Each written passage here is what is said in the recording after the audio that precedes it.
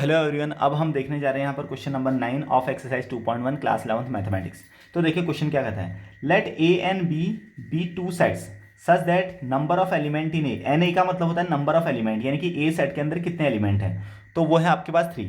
And number of element in B set is 2 if x, 1 y, 2 z, 1 are in A cross B. ठीक है, हमारे पास यहाँ पर ए cross B में ना कुछ एलिमेंट दिए हैं हमको। जैसे यहाँ पर सॉल्यूशन में अगर मैं यहाँ पर लिखूँ तो हमको क्या दिया है, ए क्रॉस बी में हमको कुछ एलिमेंट दिए हैं। क्या एलिमेंट दिए हैं, x, 1 y, 2 z, 1 है ना, ये कुछ एलिमेंट्स दिए हैं। ठीक है, और भी एलिमेंट होंगे इसमें, अभी क्लोज नहीं करना चाहिए वैसे इसको।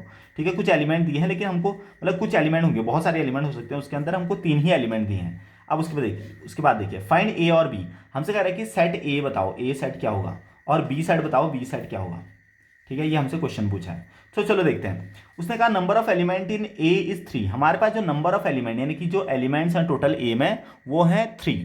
तो हमारे पास देखिए ए क्रॉस बी में जो पहले वाले एक्स वाई जेड होते हैं यही तो ए के एलिमेंट होते हैं, और जो बाद वाले होते हैं वो बी के होते हैं। तो देखो अगर मैं इस कार्टेशियन प्रोडक्ट से यहाँ से x ले लूँ, यहाँ से y ले लूँ, यहाँ पर z ले लूँ, x y z, तो क्या मुझे नंबर ऑफ एलिमेंट यानी कि ए के एलिमेंट मिल गए नहीं मिल गए। देखो नंबर ऑफ एलिमेंट इन ए 3 थे, तो 3 बिल्कुल डिस्टिंक्ट मिल गए, यानी कि अलग अलग एलिमेंट मिल चुके हैं हमको, है ना।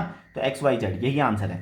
दूसरा वो कह रहा है कि number of element in B is 2। Total हमारे पास बी में जो नंबर ऑफ एलिमेंट है वो 2 है। तो देखिए 1 2 1 1 2 1, यानी कि हमारे पास 1 2 बी के एलिमेंट होंगे। खत्म, क्वेश्चन इज ओवर।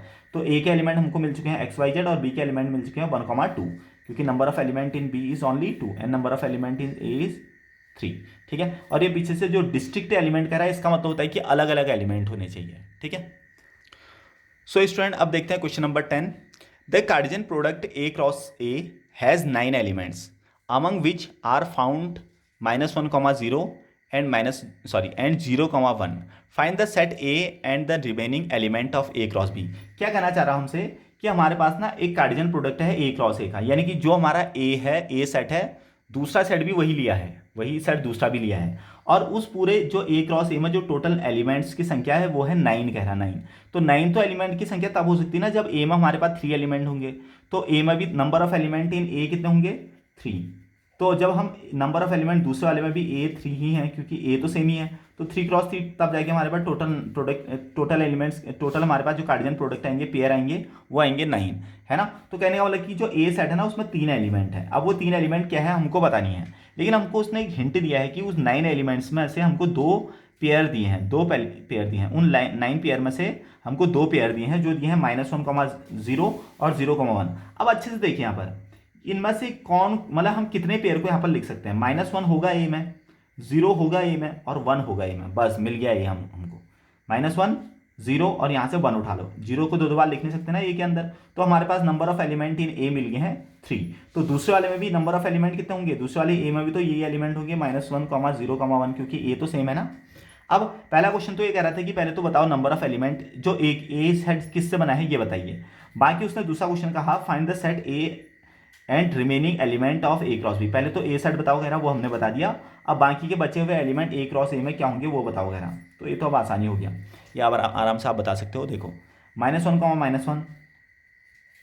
-1, 0, -1, 1, 0, -1, 0, -1, 0, 0, 1, 1, -1, 1, 0 एंड 1, 1। खत्म। 1 2 3 4 5 6 7 8 9, बस 9 एलिमेंट हमारे पास आ चुके हैं। तो इस तरह से आपकी एक्सरसाइज कंप्लीट हो चुकी है। Thank you.